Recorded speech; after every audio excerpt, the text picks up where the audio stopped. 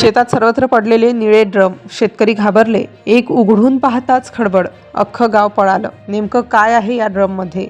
हे इथे कसे आले? आणि इतक्या रात्री कोण टाकून गेलं? हा प्रश्न प्रत्येकाच्या मनात होता.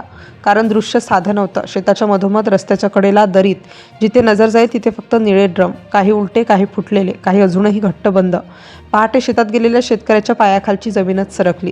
कारण असं दृश्य त्याने कधीच पाहिलं नव्हतं. गावात बातमी पसरायला वेळ लागला नाही.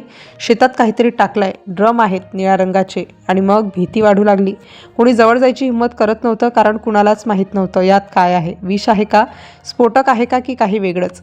एक जण धाडस करून पुढे गेला. सगळ्यांच्या नजरा त्याच्यावर. श्वास रोखले गेले. ड्रमजवळ पोहोचताच नाकात एक विचित्र वास, डोळ्यात पाणी, घशात कोरड.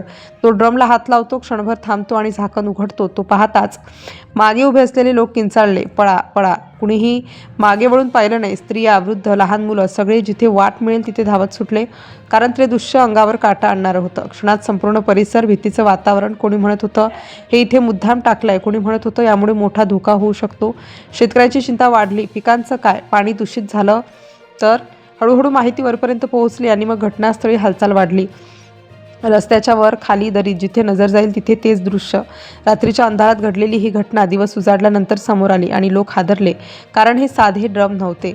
हे इथे कुणी टाकून गेले नव्हते. हे वरून कोसळले होते. ज्या ठिकाणी हे सगळं पसरलेलं दिसत होतं त्याच्यावरून जाणारा घाटाचा रस्ता तोच उत्तर देत होता. आणि मग हळूहळू सगळं स्पष्ट व्हायला लागलं. खरं कारण शेवटी समोर आलं. हे निळे ड्रम. शेतकऱ्यांनी पाहिलेलं ते भयानक ड्रम हे एका अपघाताचा भाग होते. घाटात उतरत असताना एक जड वाहन अनियंत्रित झालं आणि त्यामधील मोठ्या प्रमाणात भरलेले निळे ड्रम थेट खोल दरीत कोसळले. ड्रममध्ये असलेला पदार्थ माणसासाठी धोकादायक असलेला रासायनिक केमिकल होता. म्हणूनच तो वास, म्हणूनच ती जळजळ आणि म्हणूनच ती भीती. ती कुठलीही कटकारस्थानाची घटना नव्हती, तर घाटात घडलेला एक भीषण अपघात होता. पण तोपर्यंत अख्खं गाव हादरलं होतं. शेतकरी घाबरले होते आणि काही क्षणांसाठी सगळ्यांनाच असं वाटलं होतं की काहीतरी फारच भयंकर घडलं आहे.